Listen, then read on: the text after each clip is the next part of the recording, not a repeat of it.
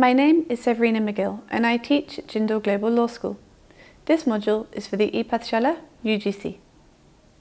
This module will continue our examination of national legislative frameworks and will examine the Sexual Harassment of Women at Workplace Prevention, Prohibition and Redressal Act. By the end of this module, the reader should be able to acquire an understanding of the constitutional provisions relating to sexual harassment of women generally and at the workplace specifically. They should also be able to identify the Vishaka guidelines and how these created responsibilities for states and employers.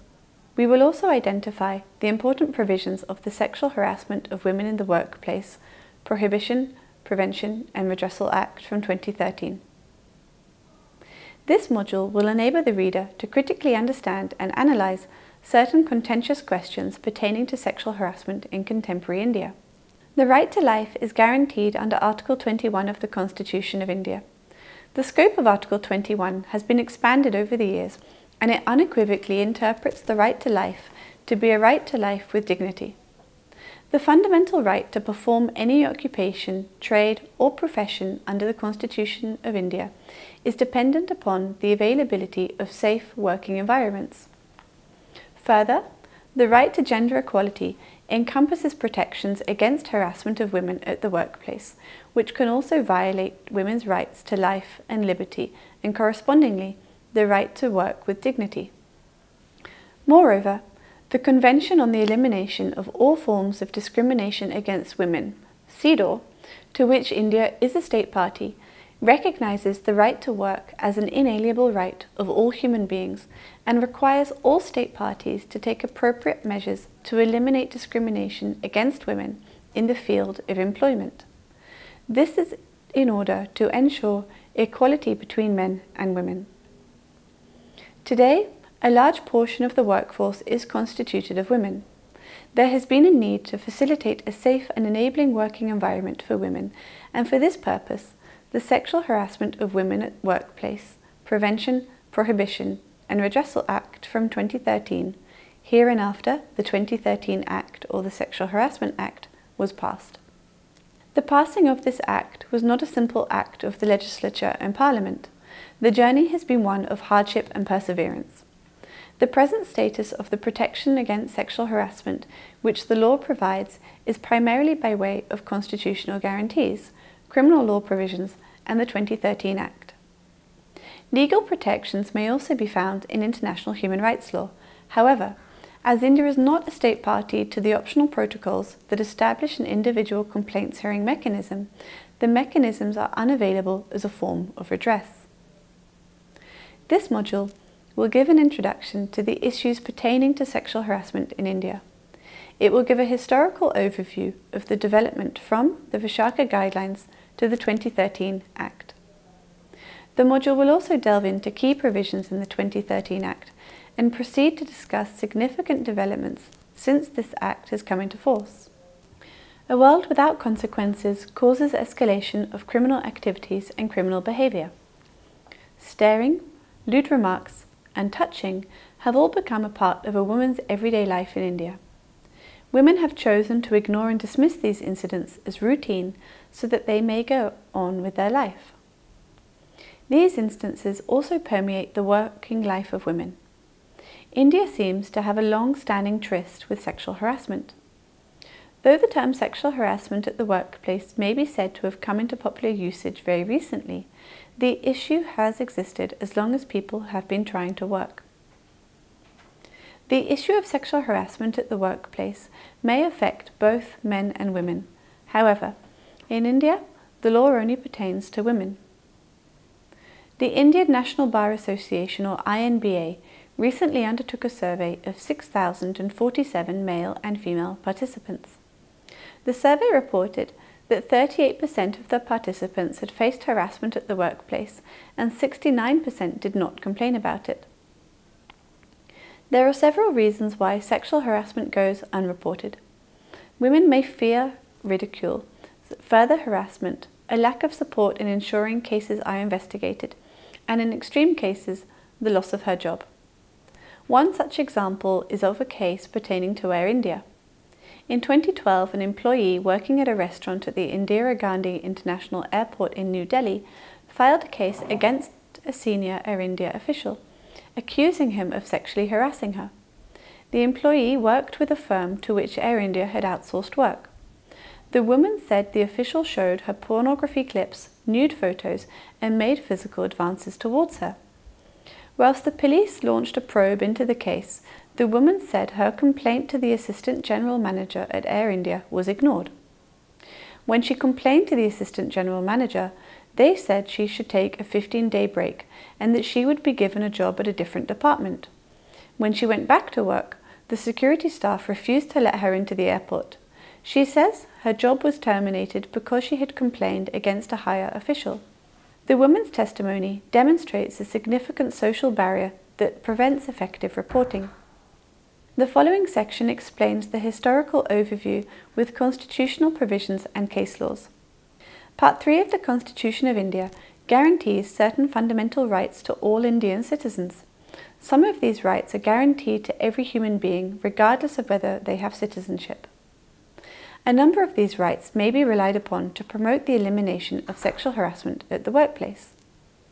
The most important of these is guaranteed in Article 14, Equality before the law, Article 15, Prohibition of discrimination on the basis of sex, and Article 16, a right to equality in all matters relating to employment. Articles 19, freedom of speech, and 21, the right to life, are also relevant. The objective of the law in these provisions is to remove the formal as well as substantive notions of inequality. Discrimination on the grounds of sex has been the subject matter of several cases before the Supreme Court of India, both with regard to discrimination at the workplace and otherwise.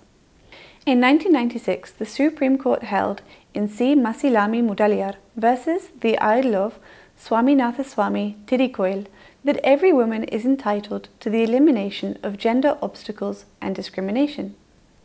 The case further recognized that the state has an obligation to eliminate gender-based discrimination and to create conditions and facilities conducive for women to recognize their right to economic development whilst enjoying social and cultural rights. Article 19(1)(g) of the Indian Constitution guarantees to everyone the right to practice any profession or to carry out any occupation, trade or business. Gender discrimination against women during employment violates a woman's freedom to carry out her occupation. While several case laws look at gender discrimination as violating women's right to work, the decision of Vishaka versus the state of Rajasthan was the first to recognize that one of the consequences of incidences of sexual harassment at the workplace is a violation of her right to work. The fundamental right to carry on any trade, occupation, or profession depends on the existence of a safe working environment, something which cannot exist when sexual harassment at workplaces exists. Women are often particularly disadvantaged when it comes to sexual harassment because they are disproportionately affected. Further, Article 19(1)(a), (c) and (d), which guarantee freedom of speech and expression, the right to form associations and unions, and the freedom to move freely, may also be violated due to sexual harassment at workplaces. In the landmark case of Vishaka and others versus the state of Rajasthan and others, decided by the Supreme Court on the 13th of August 1997, the court decided to fill the vacuum of specific legislation on how to prevent and respond to sexual harassment at the workplace by passing guidelines. In the absence of legislative measures, the need to find an effective alternative mechanism was found to be of urgent social need. The immediate cause for the filing of a writ petition under Article 32 of the Constitution of India was an incident of brutal gang rape of a social worker in a village in Rajasthan.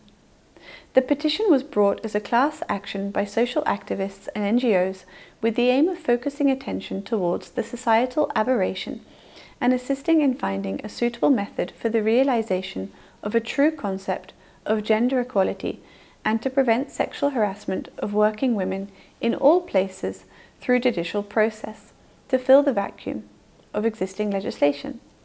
The petition specifically prayed for the enforcement of fundamental rights of working women under Articles 14, 19 and 21 of the Constitution.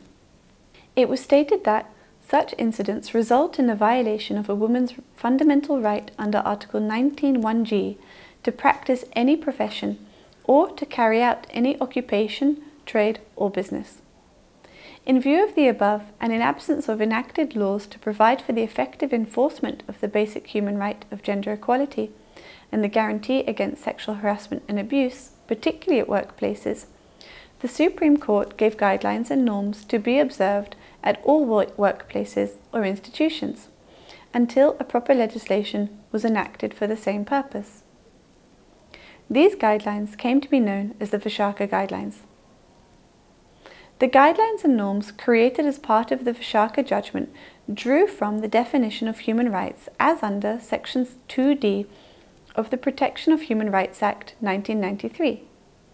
It elaborated the duty of the employer or other responsible person in workplaces and other institutions to prevent or deter the commission of acts of sexual harassment and to provide the procedures for the resolution, settlement or prosecution of acts of sexual harassment by taking all steps required.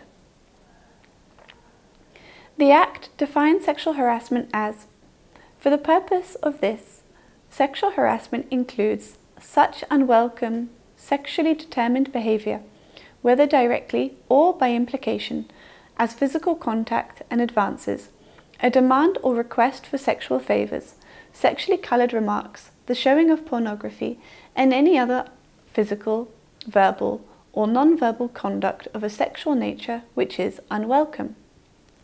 The preventive steps prescribed include the following. A. To the express prohibition of sexual harassment as defined above at the workplace should be notified, published and circulated in all appropriate ways. B. The rules and regulations of government and public sector bodies relating to conduct and discipline should include rules and regulations prohibiting sexual harassment and provide for appropriate penalties in such rules against the offender. C.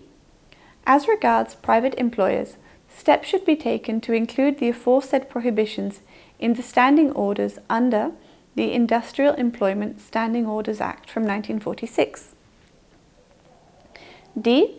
Appropriate work conditions should be provided in respect of work, leisure, health and hygiene to further ensure that there is no hostile environment towards women at the workplace, and no employee should have reasonable grounds to believe that she is disadvantaged in connection with her employment. In addition to prescribing the possibility of pursuing appropriate criminal remedies and initiating disciplinary actions, a detailed complaint mechanism was established. The complaint mechanism states whether or not such conduct constitutes an offence under the law or a breach of the service rules. If it does, an appropriate complaint mechanism should be created in the employer's organisation for redressal of the complaint made by the victim. Such a complaint mechanism should ensure a time-bound treatment of complaints. The complaint mechanism referred to above should be adequate to provide, where necessary, a complaints committee, a special counsellor or other support service, including the maintenance of confidentiality. The complaints committee should be headed by a woman, and not less than half of its members should also be women. Further, to prevent the possibility of any undue pressure or influence from senior levels, such complaints committee should involve a third party. This could either be someone from a non-governmental organisation or another body who is familiar with the issue of sexual harassment. The Complaints Committee must make an annual report to the governmental department concerned of the complaints and action taken by them. The employers and person in charge will also report on the compliance with the aforesaid guidelines, including on the reports of the Complaints Committee to the government department. Among other guidelines, the court also detailed norms pertaining to spreading awareness of the right of women in the workplace, as well as the state providing support to ensure that these guidelines are complied with in all workplaces including within the private sector. Although the Supreme Court directed that these guidelines must be strictly observed in all workplaces, compliance was very low. The Medha Kotwal Lely and others versus Union of India case, heard by the Supreme Court in 2012, demonstrates this. Goa, Gujarat, Himachal Pradesh, Orissa, Meghalaya and Arunachal Pradesh were found to have not made amendments to its civil service conduct rules. Plus, all of the above states, plus Jharkhand, Tamil Nadu, Nagaland, Manipur, Madhya Pradesh, Assam, Bihar, Rajasthan, Karnataka and Haryana had made any amendment to their standing orders. The court passed the direction upholding the Vishaka judgment and reinforcing the obligation for all states to uphold the guidelines set down therein. Whilst giving the Vishaka judgment, the Supreme Court recognised the urgency of the matter and urged the legislature to pass an appropriate form of legislation. Despite the recommendation, it was only in 2013 that the Sexual Harassment or the 2013 Act came into force. Thus, the Act took 16 years to come into effect from the Vishaka guidelines. The 2013 Act has largely adopted the guidelines that were issued in 1997. The Statement of Object and Reasons of the Sexual Harassment of Women in the Workplace, Prohibition, Prevention and Redressal Act from 2013 recognises the protection to be accorded to women against sexual harassment as a human rights issue. This is fortified by India's commitment to upholding the constitutional provisions and from its obligations drawn from CEDAW. The Act largely adopts the guidelines in the Vishaka case discussed above. Some of the salient features of this Act are: 1.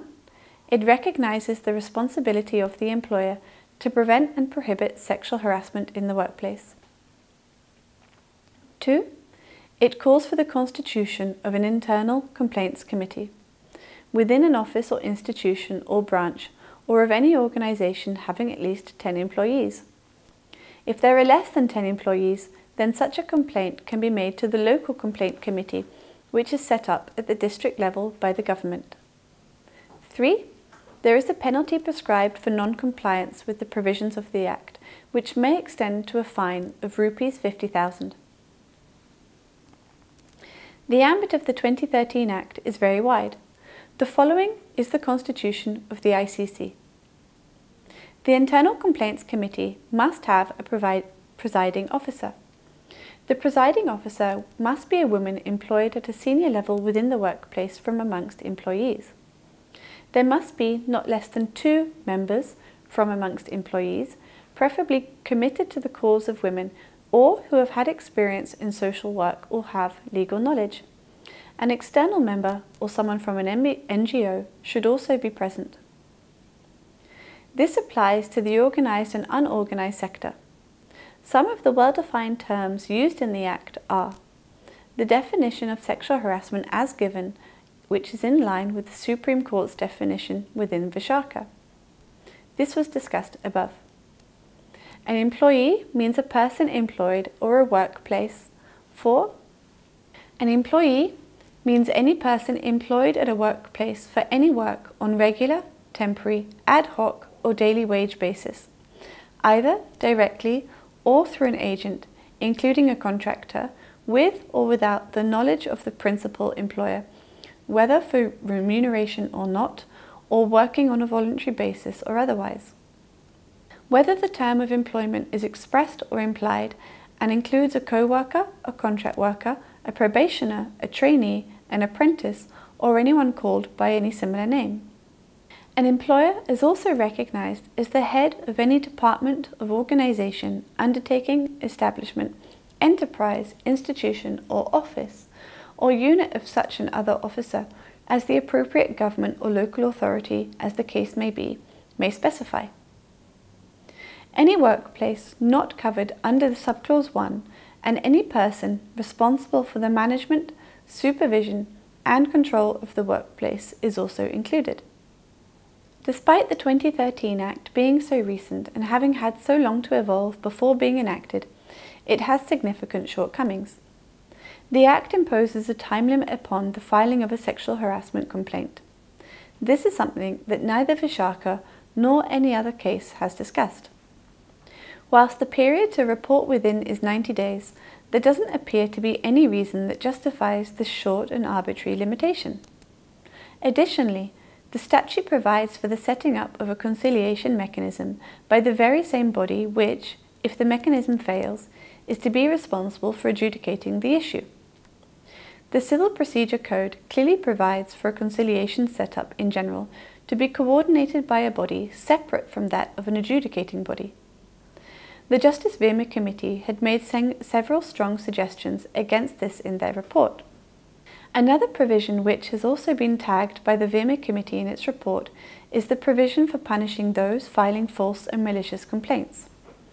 There is a significant concern here that women who feel they do not have a strong case and fear being labelled a malicious complainant will not file a complaint, or that women who are unable to substantiate their complaint with enough evidence may wrongly be labelled and punished.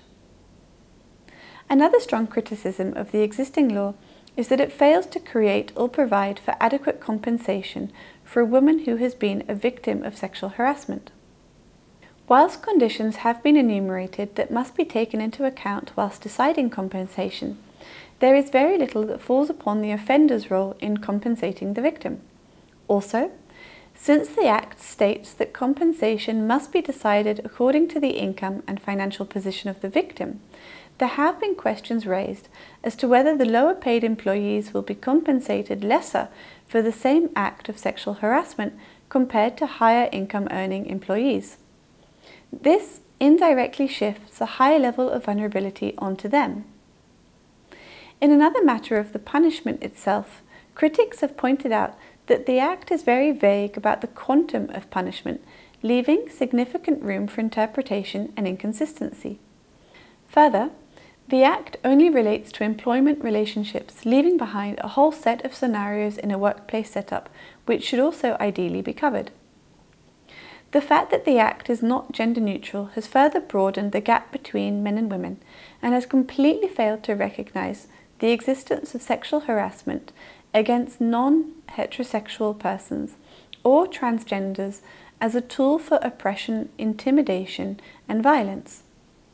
It is also blind to the fact that many men are also sexually harassed at the workplace. Though some companies in their internal policies are making room for men to lodge complaints, these are sporadic and far between. Making the legislation gender neutral would not only help resolve this issue, but would also bring the Act into conformity with emerging global consensus and help to quell claims that women take advantage of the law and men have no remedy. Since the enactment of the Act in 2013, there have been an increase in the number of cases being reported. This is often seen as a positive indicator, as it shows that the Act's provisions are being utilised. However, without effective structures to hear the complaints, hope for successful resolution of complaints does not, unfortunately, inspire confidence. According to the National Crimes Record Bureau data, cases of sexual harassment within the office premises have more than doubled from 57 to 119 cases from 2014 to 2015. There has also been a 51% rise in sexual harassment cases at other places relating to work, from 469 in 2014 to 714 in 2015. Despite the rise of cases and therefore the increase in awareness of the law, there have been several high-profile cases showcased by the media that demonstrates that sexual harassment by powerful men within the workforce remains rife, and enforcement of the law remains weak. Some of the famous cases in the news demonstrate that things have not significantly improved after the passing of the Act. Examples include the infamous Tarun Tejpal case, where he was accused of raping a staff member of Tehelka magazine. Although the case was registered immediately, the accused was let out on bail within a period of 6 months. The managing director of Tehelka was also criticised for trying to hush up the complaint.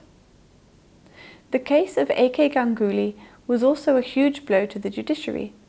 He was a Supreme Court judge and one of his interns levelled a case of sexual harassment against him. Initially, the intern was scared to come forward and report the case. She instead wrote a blog about the incident of sexual harassment that the Supreme Court judge has subjected her to, and this received a sensational response. It was taken up by the then Chief Justice of India, who set up a fact-finding panel to ascertain the veracity of her complaint. When the former intern's allegations were investigated, no FIR was lodged and the case was dropped after the Home Ministry said that there was no evidence. Another example is the Doordarshan case. An employee of Doordarshan alleged that her supervisor in Patna had sexually harassed her. She alleged that the supervisor passed obscene comments, made physical advances, and sexually harassed her. She officially lodged a complaint in April 2015, and while her allegations were found to be true after an internal probe, no action was taken against the accused. The complainant was then transferred to another Doordarshan office. There are several such incidences with All India Radio, Greenpeace, Wipro, the Energy and Resources Institute, TEDI. There are several similar such incidences reported at All India Radio, Greenpeace, Wipro, and TEDI, the Energy and Resources Institute. It would seem that no sector is free for complaints of sexual harassment, from the private sector to the non-profit as well as the judiciary. The complaints seem to be many.